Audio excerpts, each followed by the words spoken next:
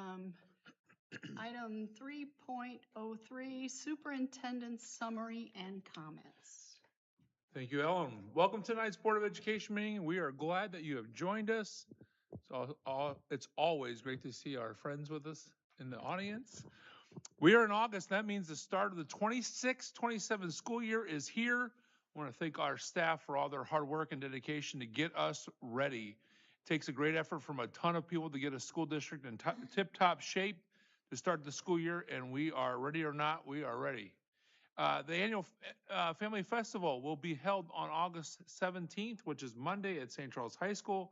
We will have hot dogs and snow cones and obstacle inflatables and all kinds of things, and a lot of different organizations and support groups there for our families. It will be a great event to welcome our families and kick off the new school year. Lots of community resources and games to be enjoyed by all. It's always awesome to see so many students and families at the festival.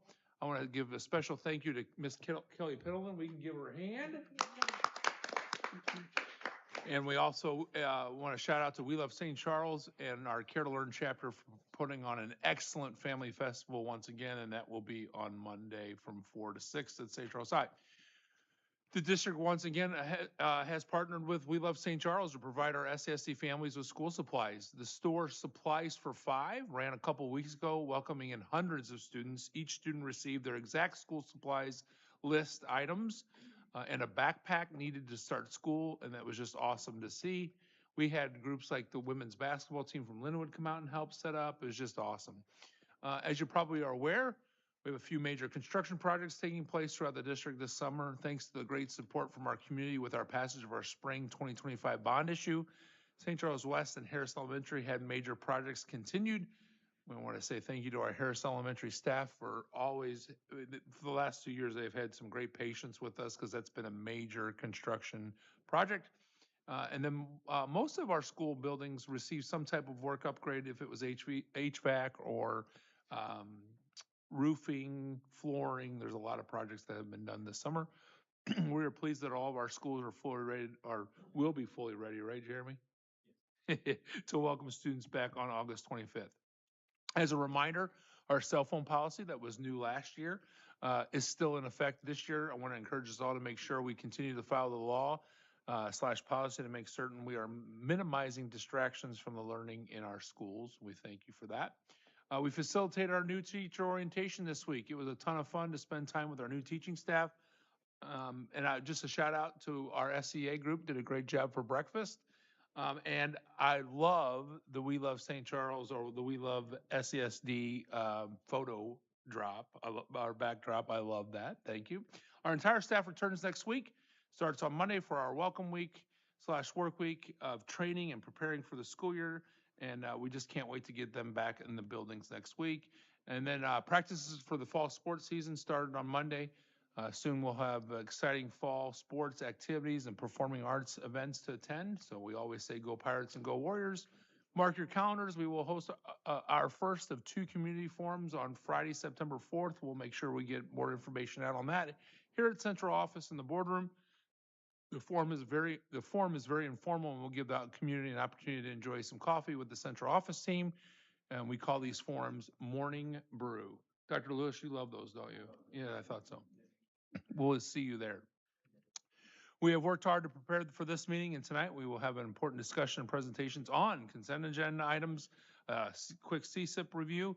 Our early childhood staff is here once again, and they're a crowd favorite. I think last time you almost got a standing ovation, so, and no pressure, Sarah. And then we're going to set the date for the tax rate hearing. That's exciting, right, Jeremy? Okay, wonderful. We're going to also talk about the school board position vacancy and then also have a district financial report. So we're glad you're here. We are excited about the 26-27 school year and can't wait to see our students and staff come together once again on August 25th. That is just magical when we see them all together again. And I hope everyone that loves the SCSD is ready to continue our journey of learning through our new CSIP from last year. And I want to say, let's go. It's here. Thank you. Item 3.04, board comments. I didn't get any, so we have none. 3.05, audience comments, public participation at board meetings. All regular and special meetings of the board shall be open to the public. Since the board decides to be a good listener and be responsive to the community, persons desiring to address the board may do so during the time so allotted on the agenda and according to established procedures. During the audience portion of each board meeting, patrons are invited by the president to speak for or against any proposal on the tentative agenda or on any other school concern. The individual is asked to identify him or herself, limit comments to a few minutes, and avoid discussing personalities. The president reserves the right to limit the number of presentations and/or length of comments. At the discretion of the president, patrons may be recognized at other times during the board meeting. The board is very interested in audience comments. According to board policy, members cannot respond during the actual meeting. The board will listen to audience comments. If necessary, additional follow-up will occur through district administrators. And first up, we have Jana Geiger.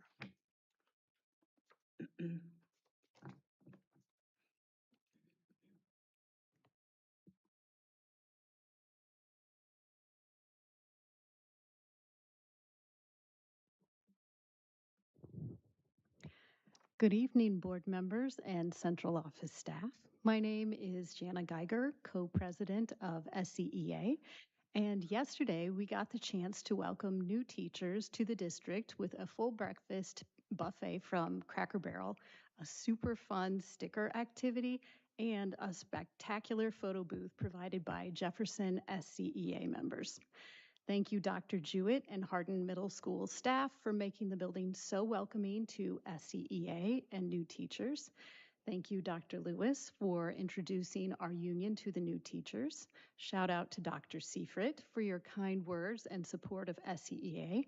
Mr. Shields, thank you for mowing the front lawn at Hardin and making the outside look as welcoming as the inside. And I see Ashley Jones is not here. Thank you, Ms. Jones, for helping me get the photo booth back to my classroom. As we look forward toward midterm elections, I must say I'm honored to be here tonight with Kat Clayton, candidate for House District 105, and Jewel Kelly, candidate for House District 106. Both are MNEA endorsed candidates for their support of public education.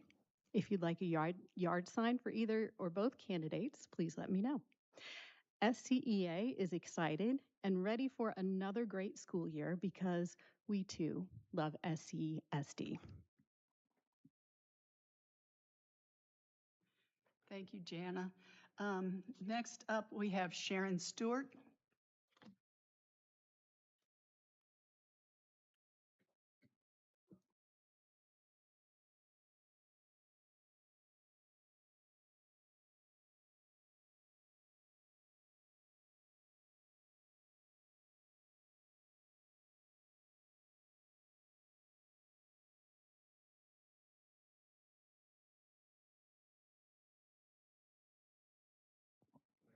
Do I have to start all over? Oh, thank goodness. No, you're good. Okay, thanks. Okay, don't make me do it again. I'm not good at this part yet.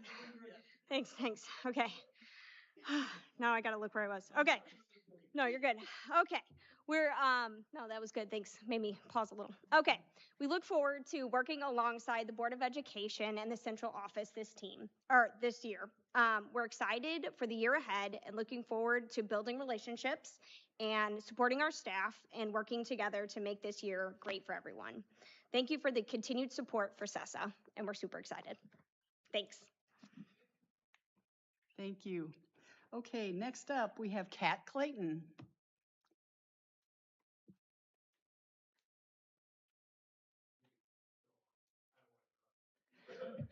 Testing 1, 2, 3. Great. Hi, I'm Kat Clayton, running for House District 105 in St. Charles, our lovely home here. I'm really honored to be running, and I am really honored to be supported by the MNEA. So thank you for that. Public education has a special place in my heart. I know that growing up, I had a really wonderful mix of very lucky and fortunate kids from good families and some kids who maybe didn't come from some good families. And I was really grateful for that opportunity to be in that kind of blended environment where I got to see other people both face difficulty and, other people maybe thrive. And that's an intense thing to come in on when I'm introducing myself to you. But part of the reason public education is so important to me is that it is an equalizer. It's a way that we can feed into our future and into our children. And it's something that I really support. And I think that right now, public education, unfortunately, is facing a lot of pushback that's not appropriate for the betterment of our society and our state. So I just want you to know where I lie on those issues very explicitly. I also am in St. Charles with a dog, cat, and lovely husband who's an Air Force veteran. And we came here because it's got Air Force Base, if you want some of my background. Um, I'm very excited about what I can do for this state, and I encourage you to reach out to me if you have any questions about my platform or how I plan to help basically our public schools, our children, and making a more fair, equitable Missouri. So thank you so much for the time, and I hope this is just the beginning of our conversations. And I'm playing dumb because I know a few of you already, and I know you are fantastic people. So thank you. Thank you. And last, we have Jewel Kelly.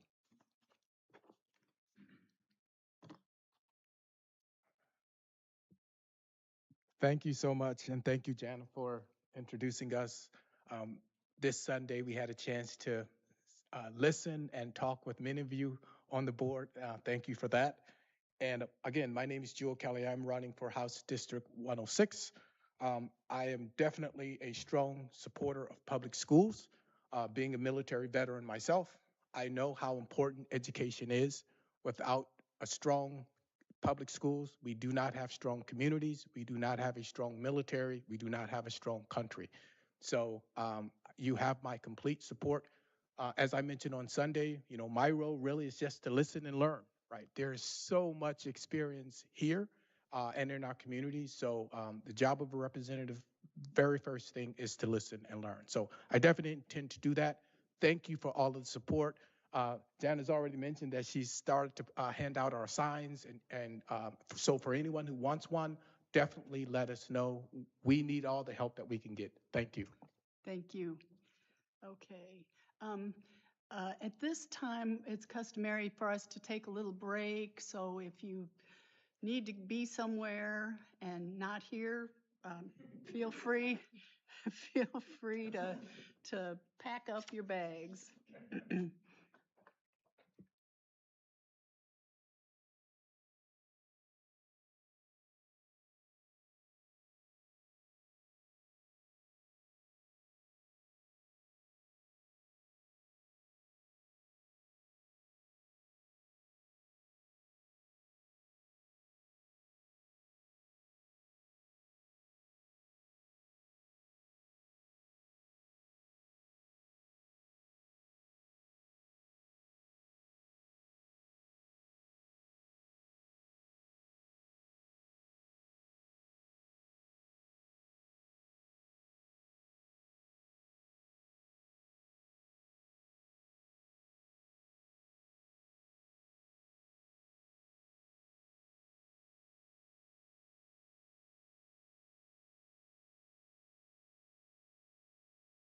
Okay.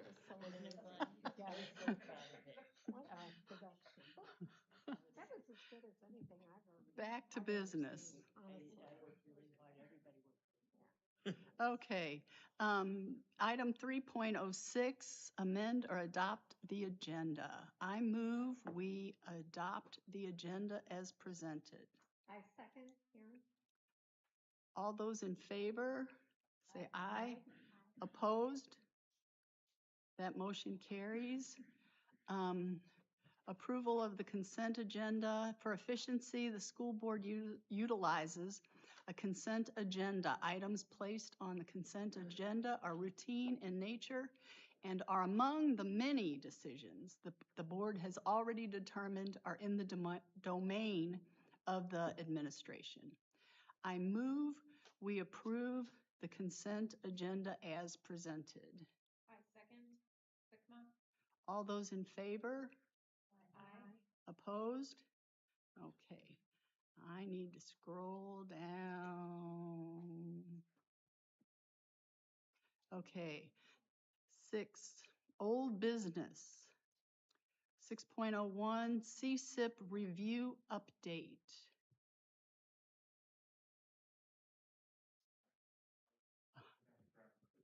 Oh.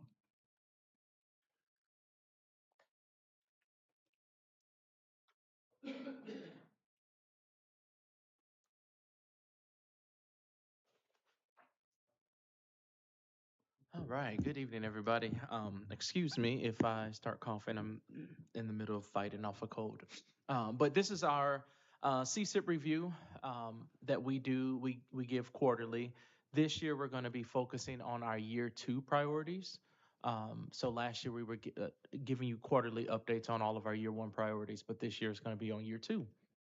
So I'll have Dr. Seifer start with just kind of the preliminary parts. So obviously our theme this year, we obviously have our CSIP and our mission, our vision, but we always have a theme that supports. And this year it's We Heart SCSD. We love SCSD, and I'm making sure that it's well known on social media and everything else, and with our staff and our video that's going to go out to the staff next week, that not only do we love SCSD, but we love our kids, we love our staff, our families.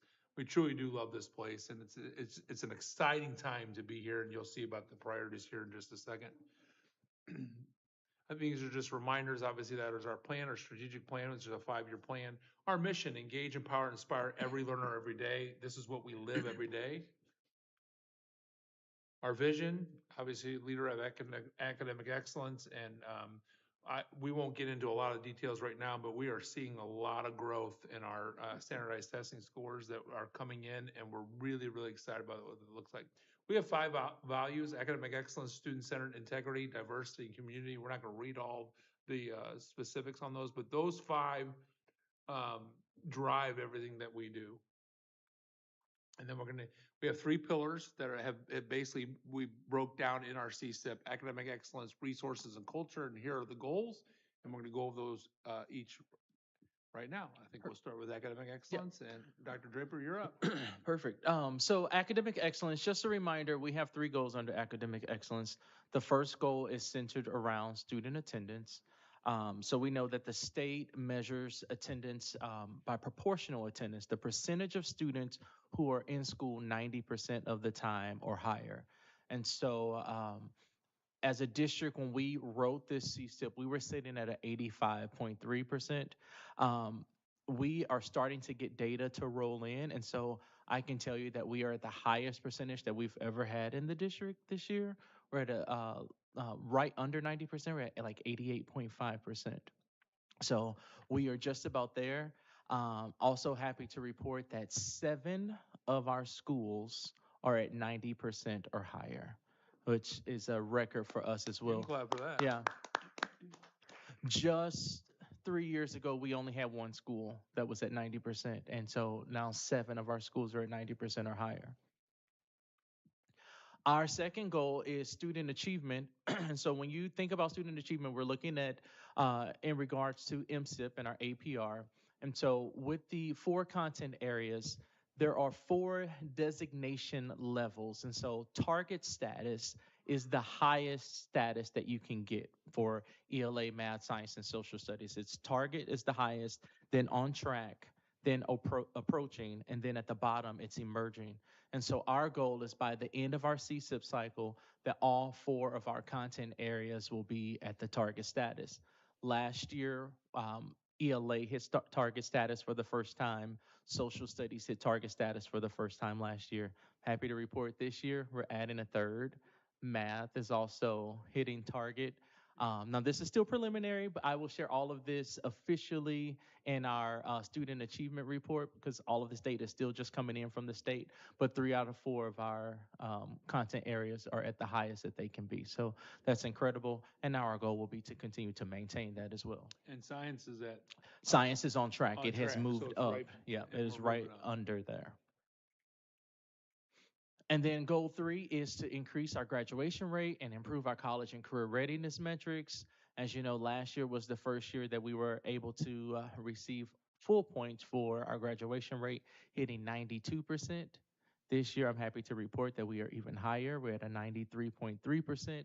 So out of all of the data that has been released thus far, every single area has increased for City of St. Charles School District. So we are moving in the right direction. And I will remind you that our graduation rate was an abysmal mid-80s just 4 or 5 years 5 years ago. ago. And now we're at what? 93.3. Yeah. That's It's incredible. that tells the story. Yeah. It really does.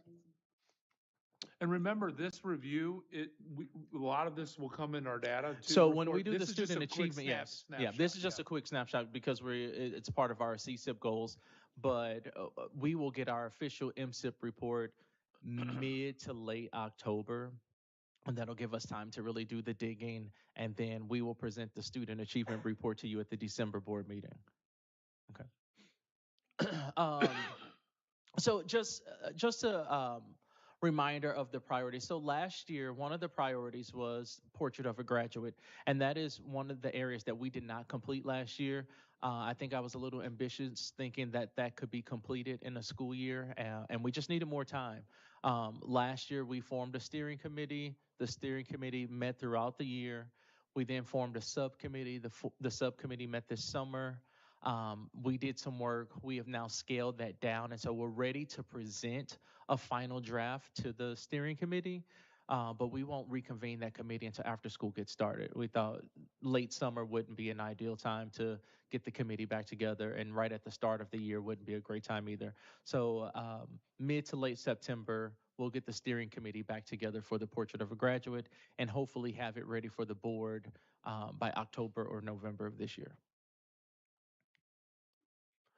As far as year 2 priorities, we're really going to be focused on attendance. So as I said before, we have increased attendance, but we want to start looking at some district-wide systems and creating district-wide systems and processes when it comes to attendance. And so that will be a focus area for us. We will be starting in September with an attendance committee. So we are asking for board members and teachers and parents and administrators to serve on this committee as we begin to develop district-wide strategies for improving our attendance.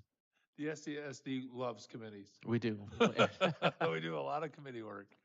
And then the other year 2 priority under academic excellence is centered around our literacy framework and our instructional and MTSS framework. So we've been Dr. Seifert, it has been a big rock for years, RTI, but one of the things that we have discovered is that there's just inconsistencies in how that is operating across the district.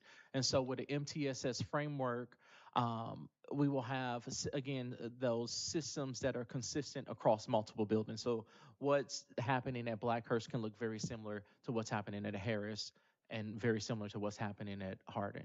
And like you said, it's inconsistent, but one school that is really kind of setting the bar for us is Jefferson with this MTSS Absolutely. work. Jefferson So I just has want to make sure really, we yes, highlight absolutely. that. They're doing some great work. Yep. And Jefferson will be one of our model schools as we begin to carry out this work district-wide.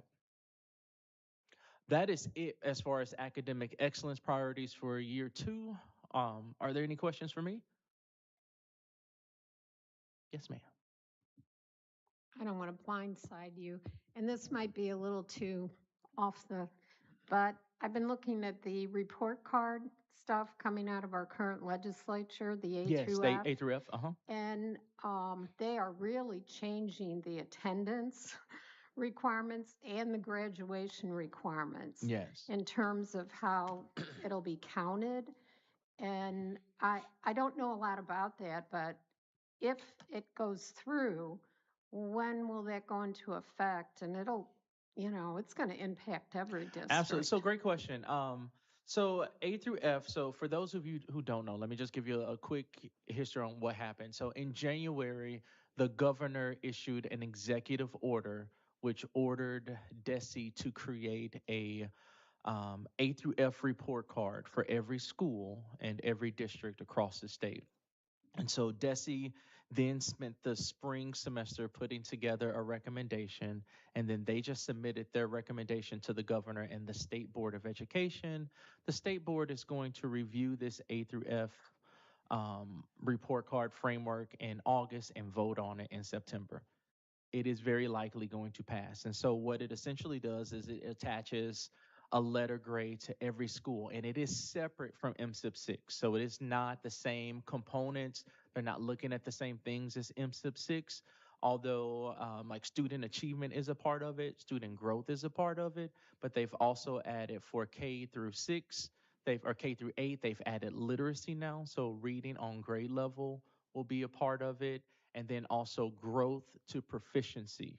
And so what they're saying is that essentially wherever a student is in their journey, so let's say they'll look at last year's students map data. So they look at my map data, and if I was below basic or basic last year, the state is saying that I need to be proficient within 3 years. And so it basically says that everyone needs to be proficient within 3 years. And so you will be measured and graded on whether or not students are proficient or on track with reading within 3 years. Um, as far as attendance with K through 8, that is not a part of K through 8, but it is a part of 9 through 12. So attendance, graduation rate, they're only looking at the 4-year graduation rate with our secondary schools. They're also looking at student achievement and growth and college and career readiness assessments. And will that affect funding? Like, So I've not heard anything about it impacting funding, but I have heard that. So a part of this is that if 65% of schools have an A or a B, then the next year they increase the rigor. So the goal is not to have 65% of kids or schools at an A or a B. So that is a part of the legislation. The first set of grades are expected to come out, if passed, which it will pass, will come out in March. And the March grades will be based on last school year, the 25-26 school year. And then in September, the grade cards for this current school year will come out in September 30th of 2027. mhm. The other component of that, and I know we have some staff members in here who have not heard this yet, and administrators will likely be sharing this with them, is that because of this timeline that the governor has set, it pushes everything up. So testing now has to be complete by April 30th. Mm. That is a big difference for us. We have Mhm. always tested into May. It's Testing has to be complete by Mhm. April 30th. And so when you take into consideration that this school year is starting much later than we typically have, we're going to lose about a month of instruction in front of kids with the Mhm. increased time. So that's one of the things, staff members, sorry for the heads up, but that Mhm. that is going to happen this year, Yeah, this school year.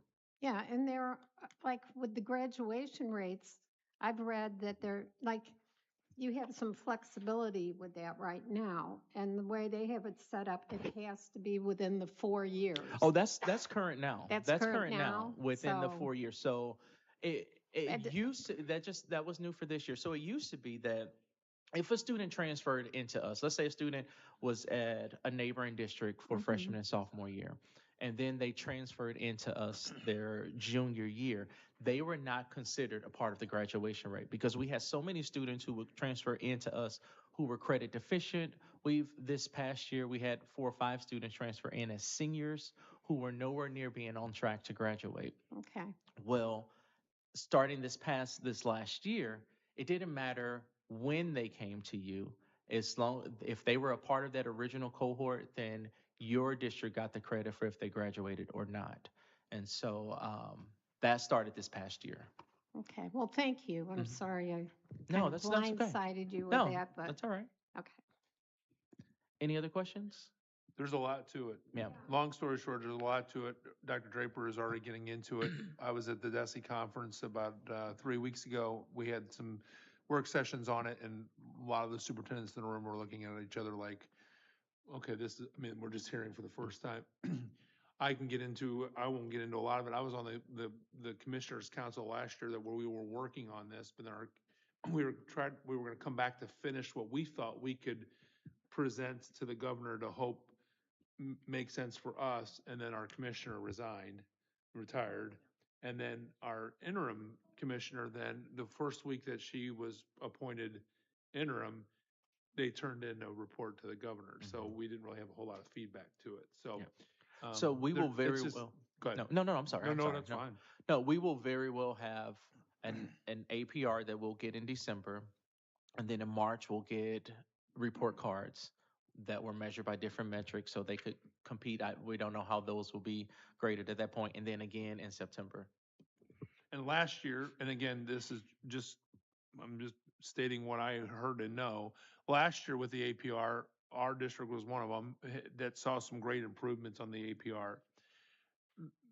The response from the legislation was that the APR and the MSIP6 is too easy, basically. That's why the ADF kind of came out and to add more accountability to it. And like Dr. Draper said, the goalposts will be moved if met for the next year. So interesting times for sure. Mhm. This is governor driven though, correct? And It's a governor- it's a- politics change. Yeah. There was a House bill that was floating around out there last year that was very similar, and that's where that financial incentive. Now, I remember you were asking about financial. That was attached to a House bill that didn't pass, but that House bill was going to offer $150 bonus for every student that was for the top 10% of schools for every student in that school or something like that. But that didn't pass. The ADF was in a bill and it didn't go through. So yeah.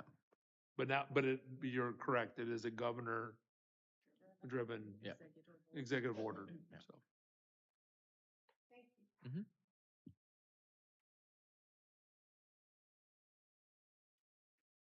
All right, Dr. Lewis, we're up. Yes, sir. All right, so The dream next team one we for like us to is call is resources. So I'll go ahead and take us through that. You want me to take the clicker there? Thank you, sir. Just a nice quote there from Lucy Vocal. We won't read it, but it is a great quote. Goal 1, school configuration. One item you all know very well that we've been working towards. But it states by the end of the 29-30 school year, when we wrote this, we wanted to give ourselves plenty of time on this goal to make sure that we were giving it the attention that it so deserves. The district will determine a sustainable school configuration model that optimizes student transitions between elementary and secondary schools. We will have our 4th meeting, I believe, on September 29th of 2026, and that will just continue with committee work at this point in time. And as you guys know, it's really sharing facts about the district and then allowing the committee members to just have common time to discuss various scenarios. And that's really what we've done up to this point. So no decisions are being made, no decisions are being asked of anyone to be made. And I say this publicly because we do get those questions from time to time. So it really has been an investigative committee at this point in time and nothing more than that. And as you know, some of you have sat in on each one of those committee meetings. Goal 2, St. Charles School District will complete a facilities improvement plan. We do have that facilities improvement plan that was created with architects and engineers that helped guide us towards the 25 bond that was approved by the voters in April of 2025. So that has been conducted, and that feeds into a lot of what we're discussing on this slide. Before, when the CSIP was created, we didn't know what 5 high priority projects we could afford, but we knew that we wanted to at least tackle 1 per year. With the bond passing after the completion of this CSIP, after the approval of the CSIP, we've obviously been able to meet that without any concern whatsoever. The one thing that we do have difficulty ensuring from time to time is the clean, not safe, not conducive to learning, I wouldn't say, but the cleanliness of buildings. And that's just due to staffing, to be quite honest with you. So we are consistently trying to tackle the staffing in order to ensure that we're appropriately staffed to give each one of our buildings the attention that they deserve. And our teachers, when they are surveyed, give us a lot of good feedback on this, where we can take it to those individual buildings and meet with those custodial staffs. Certainly from a perspective of understanding when we know that the building may be down 2 custodians for 3 months out of the year, especially when the survey is sent out, we know we want to discuss that with the custodian staff, so we're not just hammering them. But that's something that we know has been a challenge for us, and we hear from other districts that it's a challenge for them as well. I don't want anyone to hear that they're dirty, but when we walk into the buildings, some people around these tables like to nitpick everything, and I'm not naming names. Well, I will say. Whoa, I didn't name any names. Well, I can step up for a second. I can just tell you, we have the majority of our custodians work their tails off. Absolutely. And so it is a challenge, but our staff and our students deserve top-notch facilities and cleanliness. I mean, I'm talking about clean buildings, and that's something that's very serious to me. And I know it's to you too. Jeremy's kind of giving me a little trouble, but that's something that we're striving for. It is challenging at times, but we want our staff to know that we're working towards that. Absolutely. And we feel like when we're safe and it's a clean environment, learning can be at a top level. And so we want to make sure that's happening. So we take all this very seriously, but we take this, it was a little bit of a ribbing there, so I'll take it. It was, but to be fair. But I can't help it because, and I'm just going to soapbox for a second. When we're in these buildings, and I told our admin this at our retreat last week, I want them treating these schools like they're their homes. Absolutely. They're our homes. Our teachers live there, our staff, students live there.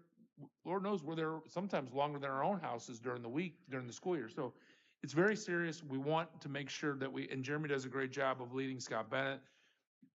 It's just a serious matter. We want to make sure, and it's challenging at times, but yeah. And I am a little nitpicky at times. No, you're not. Actually, the big thing for Dr. Seifert as we walk through the buildings is, you really notice stairs. As you're walking up them, you're walking down them. No, you really do, and he does a nice job. He loves clean stairwells. We have custodians that work hard. The stairwells drive me crazy, and Andros High has a lot of stairwells, right, Lori? And I want them clean. Sorry. Just so it doesn't, by appearances, it doesn't feel like I'm picking on Dr. Seifert, who is my boss. My big thing is dust. So I will. You know who else like is sweep. Do you want us to share all the details? That guy's nitpicky too. Oh, stop. You are. You're nitpicky. Oh, sorry. Okay, sorry. Sorry. Sorry, boss. Thank you. Back to it. Thank you. Sorry, boss. I let us know. Jeez, you never galled me before. Jeez.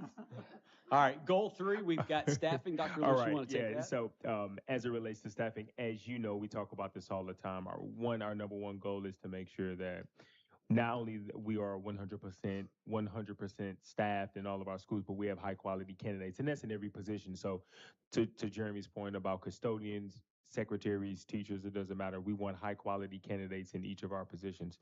The second thing is obviously partnering with SCA every time it comes around to negotiations to make sure we're giving great benefits, compensation, etc.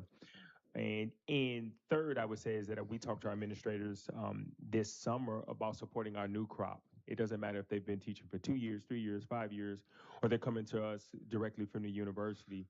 How we not only onboard them from the HR standpoint, but once they get into the schools and they feel that level of support is so vital to keeping them long term. You can catch a lot of mistakes early when it's September and October.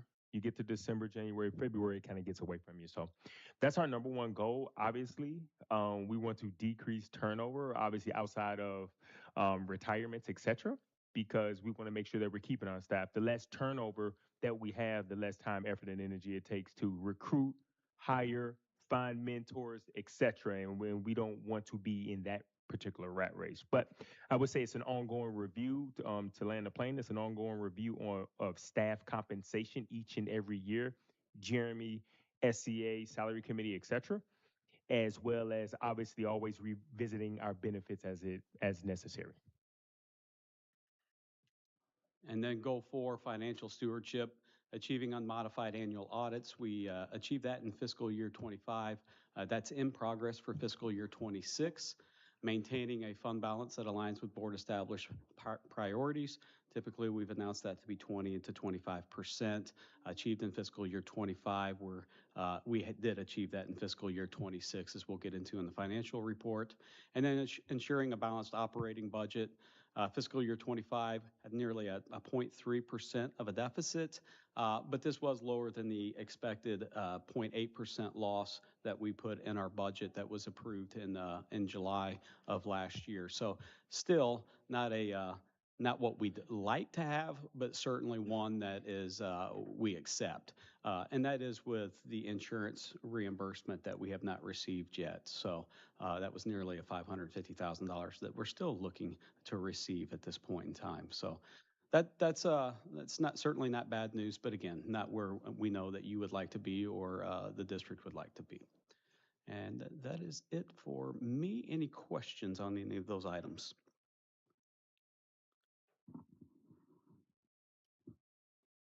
All right. So the next one we have culture. So Caitlin Cormier and Ashley Jones are our champions with this. Ms. Jones is not with us tonight, and so I'm going to go through these very quickly. So goal one for year two priorities: all SCSD students receive targeted tiered support. So you're talking universal, targeted, and intensive. Goal two: SCSD staff and students feel increasingly safe and valued. A lot of work that will be done with that. Goal three is enhanced community involvement.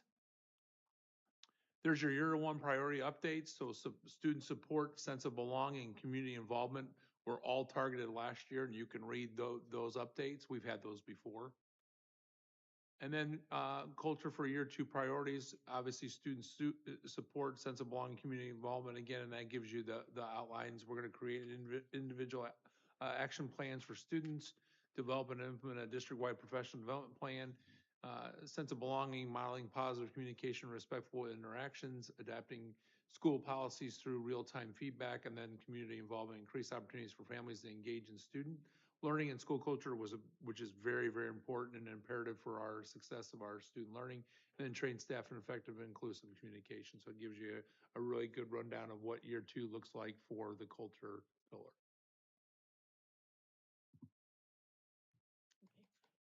Kelly, do I have to make a motion to approve it? Thank you.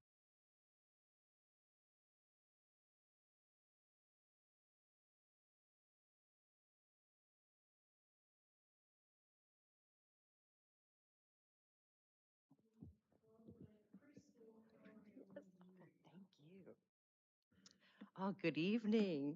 Thank you for inviting us to share with you the successes of early intervention. My name is Dr. Ann Westbrook, and I'm the principal of the City of St. Charles Early Childhood Center. And with me is Mrs. Sarah Sherwood, our assistant principal and parents as teachers coordinator. The ECC Center encompasses 4 different programs under one roof. We have general education preschool programming, which is tuition-based for ages 3, 4, and 5 the year before kindergarten. We offer 5 full days a week, 5 half days per week, before and after care, and this is funded through tuition and title funds. We also have special education preschool programming, which runs on the state model of up to 2, 3, or 4 half or full days per week, itinerant services in the community, and this is funded by the Early Childhood Special Education, or ECSE, grant. All of our preschool classes are fully accredited through the Missouri Accreditation Program. Parents as Teachers is also under our roof, and they serve families with children's ages birth through age 5, home visits with a parent educator, they get free developmental screenings and group connections. And then finally, our early childhood diagnostic department, and they assess eligibility for special education for children ages 3 through 5. And they assess in the 5 developmental domains of cognition, communication, adaptive skills, physical development, and social emotional. Our program goals are to create learning experiences that academically challenge all of our students. We encourage learning through play, curiosity, creativity, and hands-on experiences, prepare students for the academic and social demands of entering elementary school, educate the whole child by providing social, emotional, motor, intellectual, and language development, and develop and maintain family and community partnerships.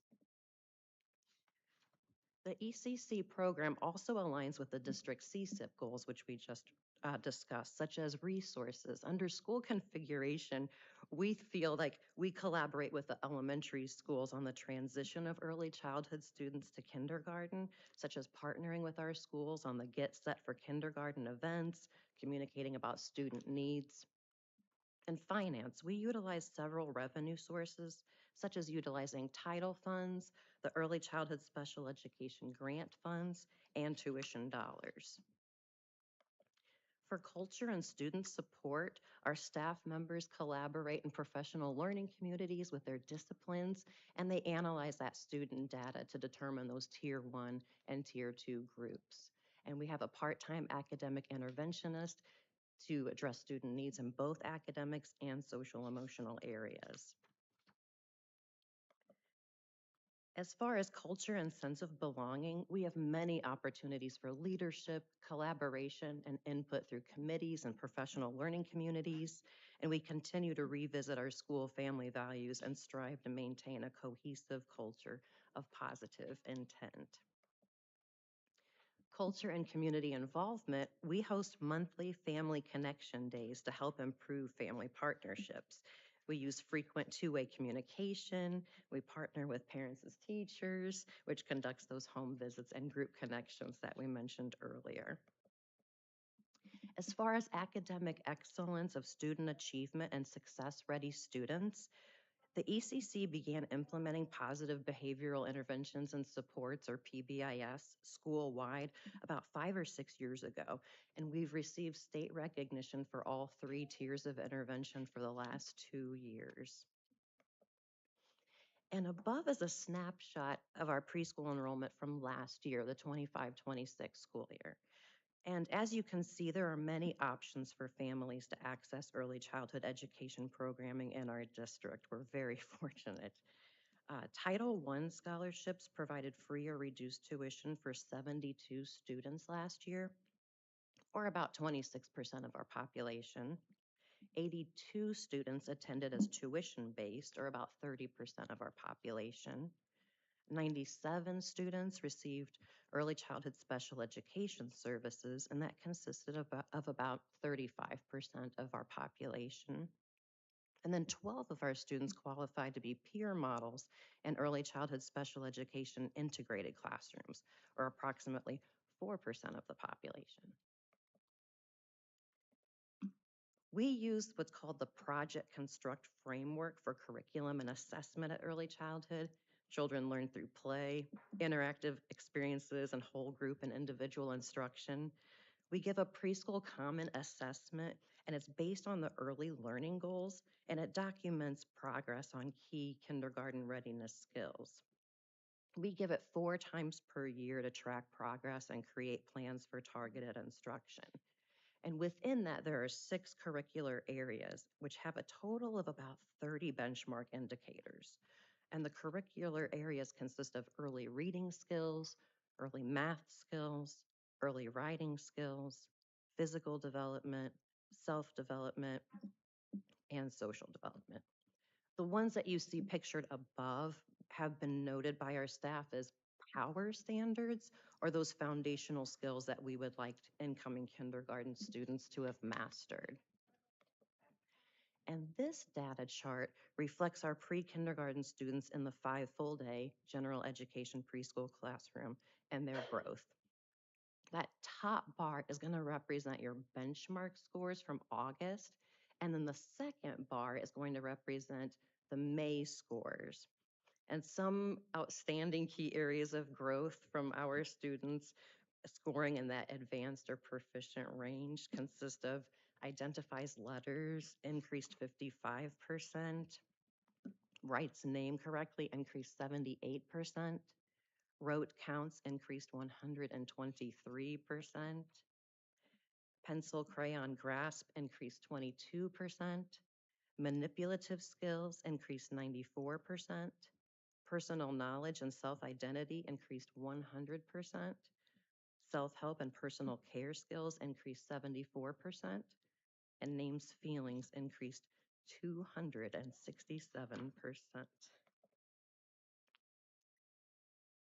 Pardon me.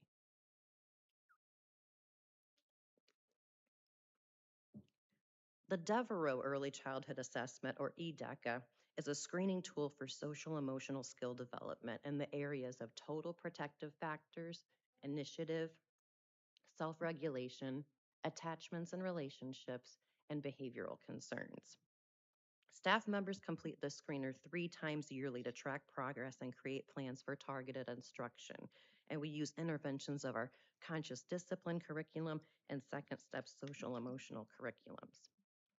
And this chart below is a little difficult to read, but it shows our pre. So the first 3 columns are the pre scores. The next 3 are the mid scores. And the final 3 are our post scores.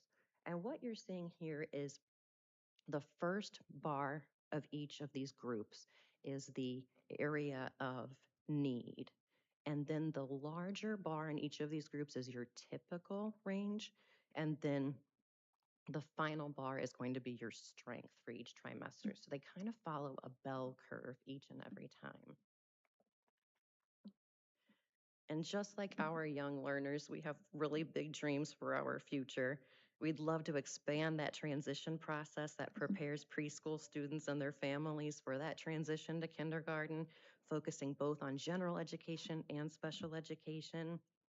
We would love to increase our special education placement continuum to include a co-taught classroom, which is like a half-day part-time general education, part-time special education classroom. And then continue to implement and refine professional development and PLCs, and continue to implement and refine PBIS and those early intervention supports. There have been so many positive changes for the EC program. We began as 2 single early childhood classrooms in elementary schools and grew to 16 classrooms in our very own state-of-the-art building. And at the heart of it all, the focus of our preschool program is learning through play every day. We strive to meet the needs of our students and their families and to work hard to form positive first impressions of the City of St. Charles School District. Our preschool staff is so very skilled at what they do, as evidenced by the assessment scores, but I really encourage you to stop by and see them in action. It's just very beautiful. Come and visit us anytime and see the great things that are happening in early childhood. ECC is just a really very special place. Do you have any questions for myself or Ms. Sherwood? Thank you. We do have a new ECC student in the back. Oh, We're talking about you, Louie. You all know this, and Ashley obviously is the direct supervisor of ECC, so I'll just step in and just say we're very, very thankful for Ann's leadership and Sarah's leadership, the staff, and it's just not only a state-of-the-art facility, but you have to have the top people in there to be able to have a top facility, and we have that. Our staff second to none. It's just a fantastic program. I'm not allowed in the classrooms because I disrupt too much, but I do love to go though. It's a wonderful place. Please stop by. Thank you, Ann. Thank you.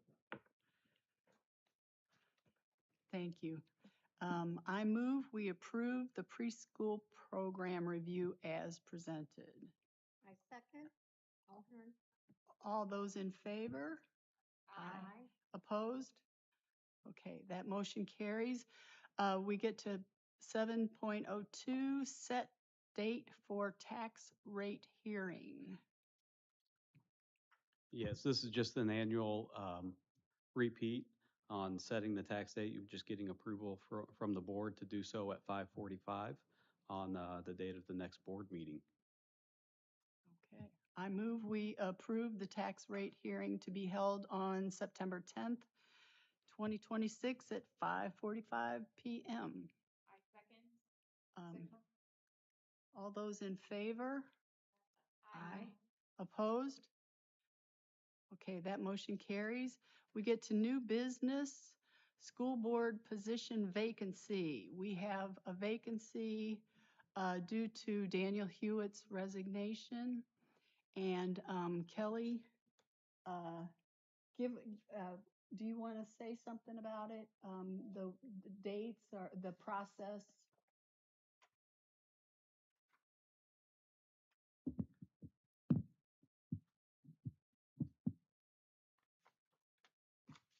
All right, get my papers out.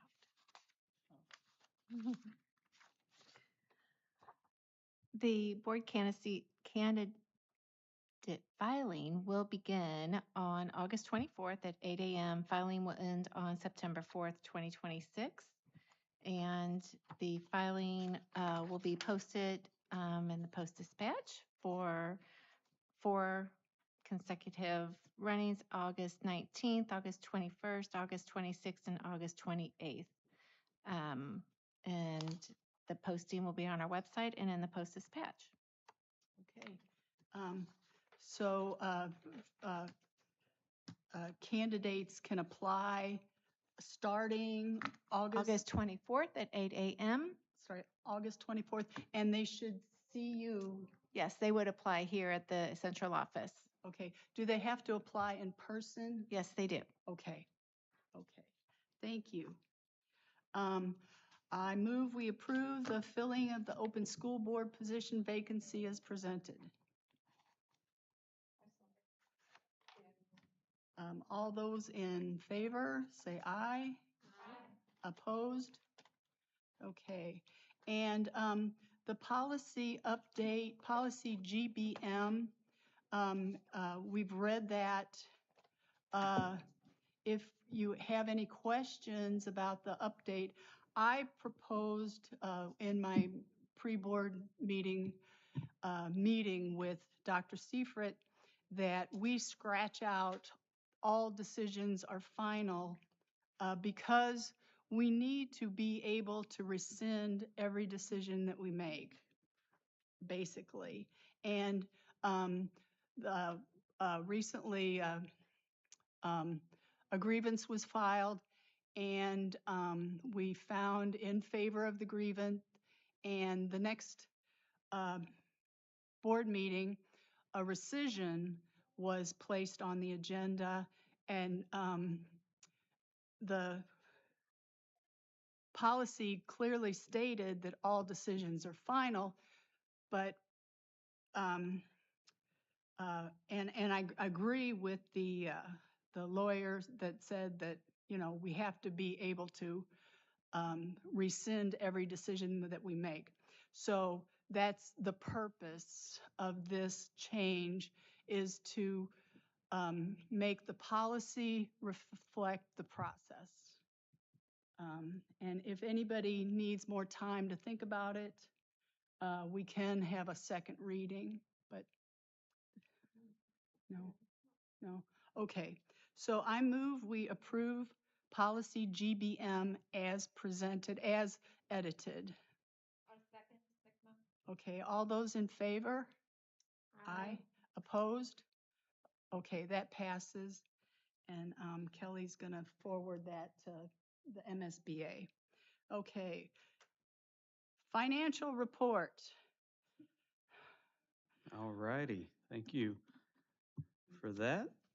Very quickly here, the first period is always a difficult one for us to really look at the detail and say, well, here's where we're going to land, because our payroll is down in July significantly because we do that double pay in June. So, but that being said, thankfully, nothing significant in the financial report in period one, meaning we had no large expense that was unexpected, like we were entering last school year with the issue at Knoll Elementary. So thankful for that, absolutely. A couple of things that I think are important for us to at least have a discussion on, or at least for me to share, is the ASBR was turned in on August 5th. It's due by August 15th. According to DESE standards. That's the annual Secretary Board report that gives DESE the first glance at our finances.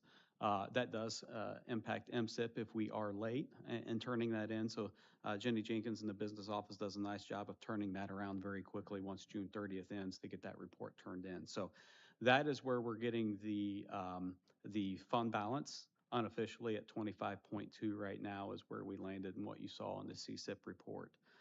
And that is, again, without that $552,000 reimbursement for insurance, which we are still working on.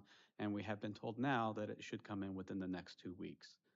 So if it does not, we will ask again in 2 weeks. At least that's what I think we will do.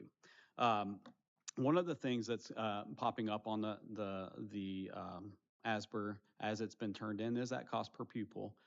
It has risen, as you would expect. When our enrollment stays the same, our staffing increases in cost, and benefits cost increase. Obviously, that cost will rise as well. So what we see there is our September membership count was down about 80 some students, with our staffing staying, as far as that total FTE increasing, because we were fully staffed last year where we weren't in previous years, and with those costs increased substantially, to be quite honest with you. So that cost per pupil, we will be discussing that once that becomes more of a formalized piece of an even higher increase in comparison to the county school districts. And you would be receiving some comparative data for that down the road. So to give you an idea, and this is just kind of basic generic figures, but just something that we can all understand, if we were to decrease that $750 per student, if our student count was at 4398, which was what our September membership 2025 was, you'd be looking at right around $3 million in revenue or expense savings. And that's basically what our budget is at right now. If you did that, what you guys approved in June. If you look at that by the teacher salary average that DESI reports us out to be at 64,000, that's just like 50 or 51 staff positions. And that's only the certified pieces. And I want to say this with extreme caution, because I'm not saying that's what I'm looking to present to anyone, not at all. I'm just wanting to give some numbers and some comps for us to wrap our brains around a little bit. So at least that's what I needed to help me understand at least what our cost per pupil and the impact that could have on that. So just wanted to lay that out there for you all. Again, that does not mean I am looking at doing or presenting anything to you all with regards to that, but I think it's important to at least have that standard set. Business office is working on the 26 audit. That's due by the end of December, but certainly we want to get board approval on that. So that's currently underway. It's being worked on. It's a significant amount of work for our business office. Once they complete the ASBR, they go ahead and turn their focus on that. We were able to meet as a committee with the health insurance with our broker, CBiz, who we've been with since 2007. We got good reports back from them. Our loss ratio is at acceptable levels. Right now, we're showing from January 1st to June 30th, our loss ratio is right around 92 to 92.5%, and that's a good figure. Anything over 100 is bad for us. So the actuaries present like a 3.3% increase for next year is what we need to sustain that. Obviously, with us being under 100%, we are comfortable going, potentially bringing to the board in September a no cost, no benefit change plan to you all. So that's where it is right now. Things can change, but I'd be hard pressed to figure that they would. So that's good news. That was really welcome news. And we had some people sitting in here that were able to sit on that meeting. So it was good to have them. Investment group, we met with them. That's MOCAD, if you see in your report. We met with them. We meet with them several times a year. They're very good about bringing their technology to us and showing us some of their figures. And really what we do is we try to ensure that we have enough in our bank account every month from our investments to make sure that we don't struggle. So it's a very conservative approach. So we're not scrambling on our yield to try to bring back funds very quickly. So they're seeing some of the same struggles that we have discussed here around this table as far as the financials go. So that was a point. They were wanting to make sure that we were actually aware that things may not be as good as what they were in previous years. So it was nice to hear from a third party. Yeah, yeah, we're on the same page, you know. So, so they wanted to. They did a nice job of explaining about all of that, and they also provide a little bit of comfort in that, as I've expressed to you all, the December 5th payroll is one of high concern for me every year. That's where my brain is already going towards, and so they help guide us a little bit with that. So, and outside of that, Dr. Seifert hit on it in his beginning message just about the construction projects, but we're also looking forward to construction projects on the next tranche of bond spending. To give you guys an idea of what were some of the things that we're thinking about, we have a lot of concrete and asphalt repairs that could be performed across the district. We still have a few roofing projects and HVAC work that could occur. And we've also looked at the auditoriums at both high schools of having some substantial renovations done in them to bring them up to date. So those are just a small glimpse. We have some work here. If you notice some of the peeling on our plaster, it's not because it's wet or anything like that, but at one point in time it was, and it's been dried out. So it's possible we'll bring a team in here and they'll look at it and give us a report on what needs to be done to renovate those areas. So, so a lot of work in progress. But again, next semester, this first semester, it's going to be a lot of auditing and a lot of looking at the finances with a close lens. And that's it for me. Okay, thank you. I move we adopt the financial report as presented. I second. All those in favor? Aye. Opposed? Okay, and we moved to item number 10. I move we adjourn the meeting. I second. All those in favor? Aye. Opposed? That